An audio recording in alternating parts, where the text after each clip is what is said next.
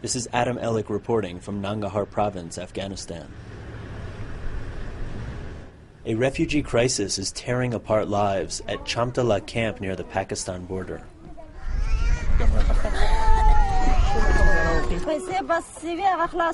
Under this beige veil is a 35-year-old mother on the brink of desperation. Khwaga has 11 children. Her 10-year-old son suffers from polio.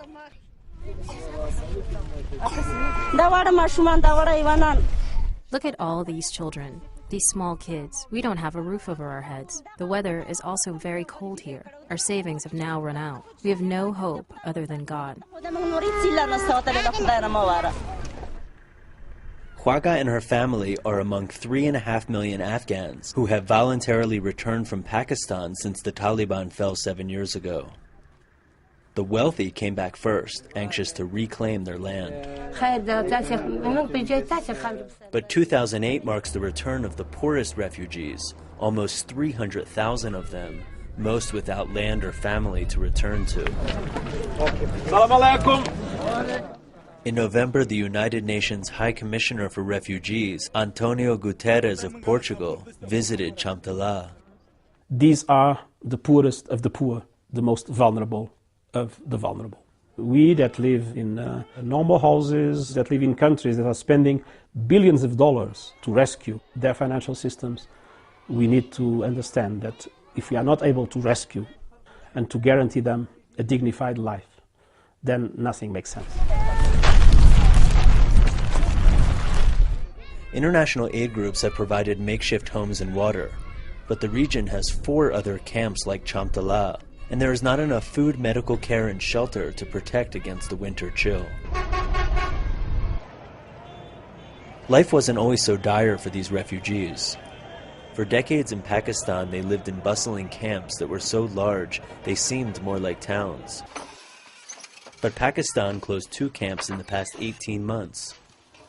Government officials said the camps were sanctuaries for Al-Qaeda and the Taliban.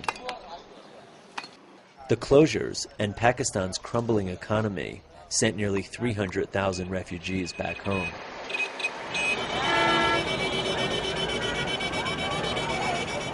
There is little room for these returnees in cities like Kabul, where the population has tripled in recent years.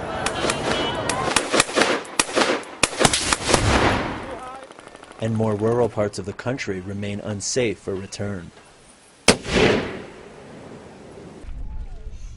The result? 60% of this year's returnees are stuck in the inhospitable eastern desert. Chamtala is a 40-minute drive from civilization. 3 daily buses serve 4,000 families. And on this day, the only passing vehicles were not offering rides. Abdul Wahab, a village elder, had a large and comfortable house in Pakistan. Now he lives in a tent. The government is proceeding very slowly, cheating us, stringing us along day by day. We'll build homes for you. We'll give you tents and plastic sheets. But so far, in 8 months, nothing.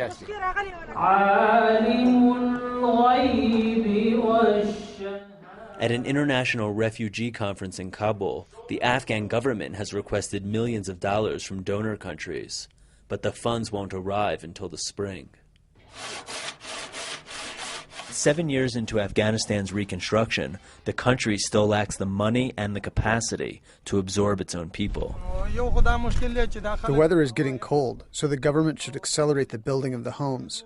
As you know, it's impossible to live under these tents. We are in a country where we have an administration that is still, I would say, very inefficient in many aspects. There are corruption problems, and the government recognizes that. Mr. Wahab, the village elder, has not given up hope. This is the first day they came here, asking about the fate of our people.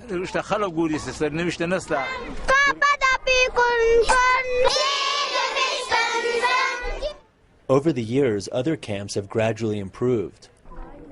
This camp is 3 years old. It has a school and a clinic, and signs of new progress.